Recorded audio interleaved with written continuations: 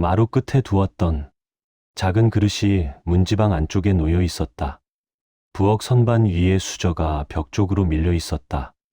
방문 앞에 놓인 집신이 안쪽을 향해 있었다. 빗자루가 마당 대신 헛간 구석에 기대어 있었다. 대문 옆 빗물 그릇이 안마당 쪽으로 옮겨져 있었다. 아무도 손대지 않았다. 그날 밤 들은 이야기입니다. 어느 집에서 있었던 일이라 합니다. 조용한 집이었습니다. 사람 손길이 닿지 않은 곳에서 물건들이 움직였다 합니다. 마루 끝에 작은 그릇 하나를 두었습니다. 빗물을 받으려던 것이었습니다. 아침에 보니 그릇이 문지방 안쪽에 놓여 있었습니다. 밤새 바람이 분 적은 없었습니다. 그릇은 기울지도 않았습니다. 다시 마루 끝으로 옮겨두었습니다. 이튿날 아침 또 문지방 안쪽이었습니다. 이번엔 조금 더 안쪽이었습니다. 마루에서 방으로 들어가는 경계쯤이었습니다. 사흘째 되던 날 그릇을 밖에 두지 않았습니다. 그런데 아침에 마루를 보니 다른 물건이 안쪽에 놓여 있었습니다. 어제까지 대문 옆에 있던 빗물 그릇이었습니다. 부엌 선반 위에 수저를 올려두었습니다. 늘 놓던 자리였습니다. 선반 끝이 아니라 안쪽이었습니다. 아침에 보니 수저가 선반 가장자리로 밀려 있었습니다. 떨어질 수 있는 방향이 아니었습니다. 벽 쪽이었습니다. 다시 안쪽으로 옮겨두었습니다. 그날 저녁 확인하니 수저는 그대로였습니다. 하지만 옆에 있던 작은 종지가 벽에 붙어 있었습니다. 선반 위에서 벽 쪽으로 밀린 모양이었습니다. 손으로 밀어도 그렇게까지 붙지 않았습니다.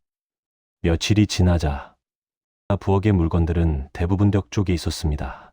선반 끝은 텅 비어 있었습니다. 안쪽만 물건이 몰려 있었습니다. 방 안에 있는 물건들도 마찬가지였습니다.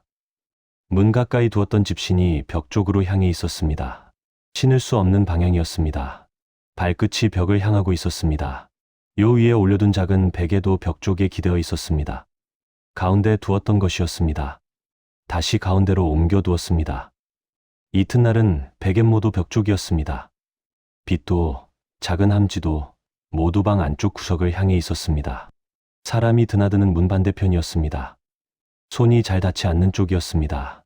며칠이 지나자 방 안의 모든 물건이 구석에 모여 있었습니다. 가운데는 비어 있었습니다. 헛간에 세워둔 빗자루가 구석으로 밀려 있었습니다. 입구 쪽이 아니라 벽 쪽이었습니다. 삽도, 괭이도 모두 헛간 안쪽 끝에 기대어 있었습니다. 마당에 놓인 물건들도 그랬습니다. 빗물 항아리가 담장 쪽으로 옮겨져 있었습니다. 안마당 끝이었습니다. 대문에서 가장 먼 곳이었습니다. 처음엔 물건들이 집의 경계에 머물렀습니다. 마루 끝, 선반 끝, 마당 가장자리. 그런데 며칠이 지나자 생활 동선 안쪽으로 들어왔습니다. 방문 앞, 부엌 한가운데, 자주 지나는 자리 근처. 항상 안쪽을 향해 놓여 있었습니다.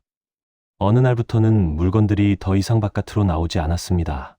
밖으로 옮겨 두어도 다음 날이면 안쪽이었습니다. 마루 끝에 둔 그릇도 아침엔 방 안이었습니다. 부엌 선반 끝에 올린 수저도 저녁엔 벽에 붙어 있었습니다. 항상 같은 방향이었습니다. 집 안 깊숙한 쪽, 사람이 잘 가지 않는 쪽, 빛이 덜 드는 쪽. 치워도 다시 그 방향이었습니다. 멈추지 않았습니다. 그날 밤 아무것도 옮기지 않았습니다. 그냥 두었습니다. 아침에 보니 물건들은 그대로였습니다. 하지만 집 안이 조금 더 좁아진 느낌이 들었습니다. 벽이 가까워진 것 같았습니다. 물건들은 여전히 안쪽을 향해 있었습니다. 그 집에 사람이 있었는지는 알 수 없습니다. 흔적만 남아 있었습니다.